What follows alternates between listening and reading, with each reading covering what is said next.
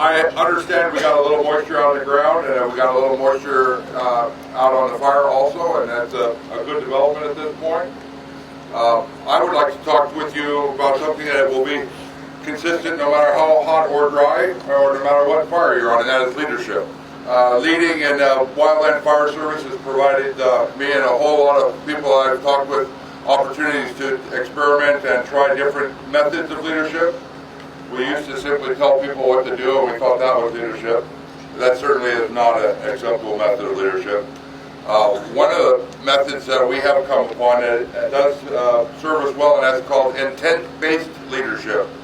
It's extremely empowering to the employees that you are responsible for, and it helps them learn their jobs, and it helps them do their jobs, and it helps them communicate amongst themselves, their peer group, above and below. The folks in predictive services up here have done a lot to look at how fuels dry out and cure after a rain event. And what they've learned over the years is that 3/4 of an inch to 1.5 inches of rain is a 4 to 6 day reset from where we're at. So what that means is if the rain stopped today, we have about 4 to 6 days of reprieve before they were drying out again and it was game on. But we know that today's not the last day that we'll be seeing rain, so it's 4 to 6 days from whenever that ends, right? So if you were looking for some activity in the spruce, you won't see it for probably a good week.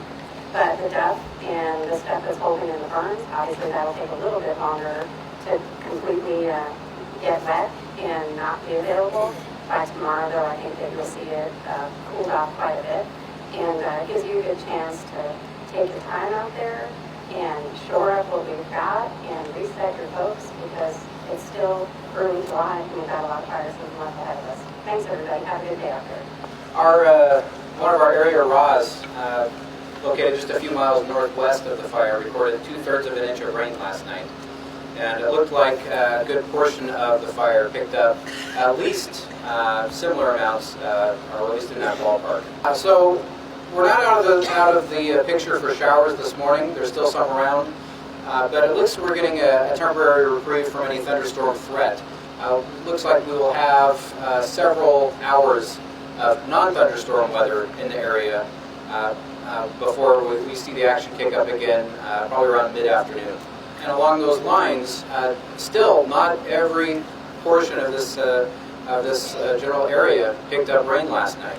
So there's still a red flag warning in effect through midnight tonight for thunderstorms producing significant amounts of lightning.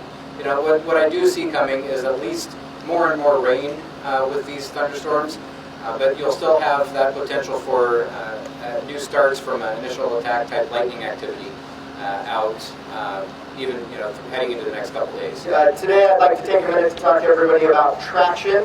We've had some rain recently and a little worry about slip strips and falls and driving conditions out there. So as if footing wasn't bad enough in a lot of the places on the fire where you guys were working, we've added a slippery surface to everything out there.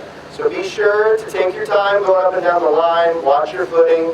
The last thing we want is someone going down with a lower extremity injury, and us having to get them up off the line today. The other factor with traction out there is the vehicles we're driving. There's a number of rental vehicles that may not have necessarily high traction tires. We've got heavy equipment moving around, large vehicles that may not have traction tires. So take your time on the roads today, watch where you're driving, where you're pulling off to, and turnouts. Don't be afraid to engage all-wheel drive or four-wheel drive if you have it. It's there. It's another tool to use to help keep vehicles safe.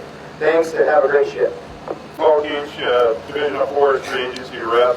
I wanted to second safety concerns on the slip strips and falls in vehicles. We have silt loam and low soils here at Fairbanks, and a little bit of rain, it can be slicker than snot, and if it's currently raining, it can be very slick, so I echo that. Then I want to also thank you guys for all your hard work on the fire here, and then I also want to thank you and the team for providing local support for initial attack. We're picking up a few more fires in the Fairbanks area, and you guys helped out a little bit last night with what we had down in the Anderson area. So thanks for all your work, and have a good day. Good morning, Alex Robertson, Incident Commander Trainee. A couple things just before we get you out to work. Think about some of the stuff we heard today, and one of them is change, right? Change in working conditions, change in weather, and maybe some of the focus areas that we've been in the last couple days are a little bit different now. If I remember back not too long ago when I was on a crew and coming to eat breakfast in a fire camp, and I got to spend some time sitting out there during this briefing instead of having to be here. One of the things, tagging on to what Chris was talking about leadership, is all of us that are having to be at this briefing are a leader. We're leading somebody that's probably sitting out there waiting for us to get back and go out to the fire line. Those folks are trusting us to provide them good leadership, good motivation, inspiration, and all those things to make sure that they have a safe fire assignment.